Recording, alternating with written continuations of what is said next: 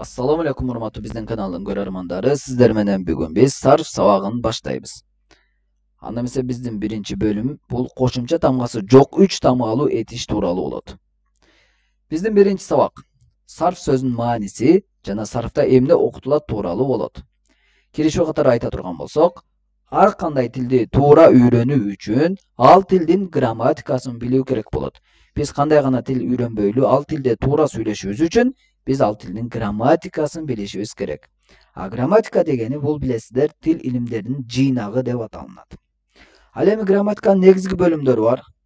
3 бөлүмдөн турат ал: тажвид, фонетика, тамгалар жана тыбыштар тууралуу илим ал, сарф, морфология, сөздөр тууралуу илим ал, наху, синтаксис, сүйлөмдөр тууралуу илим ал. Биздин байкаганыңыздардай биздин сарф илимибиз морфология илими. Сөздөр тууралуу болот бул илим.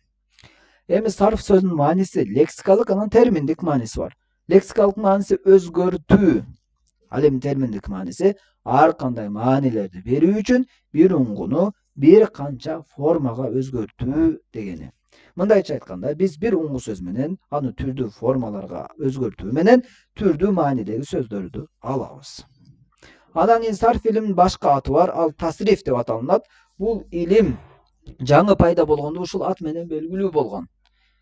Кийинчерээк сарф деген сөз кыска болгондуктан көбүнчө ал колдонулуп калган.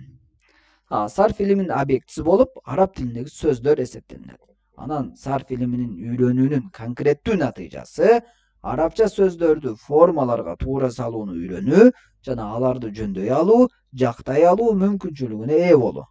Мындайча айтканда, биз арабча сөздөрдү жаттап, этиштерди жаттап, ал этиштерди чактарга салып, жактарга салып, колдоно алууну үйрөнөбүз. Жана түрдүү формалары бар. Аткаруучу формасы, жана орун атоочу формалары бар, түрдүү формалары бар. Мына ошол формаларга салуу менен биз бир сөздөн түрдүү маанилерди чыгарабыз. Жана сарф илиминин дагы бир эң чоң пайдасы, эгерде биз сарф илимин менен 3000 сөз жаттай турган болсок, аны менен биз 15000 сөз жаттаган болобуз. Кандайча ал?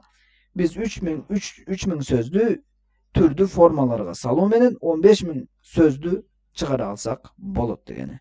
Анда эмесе биздин сабагыбызды угуп бергениңиздер үчүн сиздерге чоң рахмат. Кийинки сабактарга көрүшкөнгө чейин сак саламатта калыңыздар.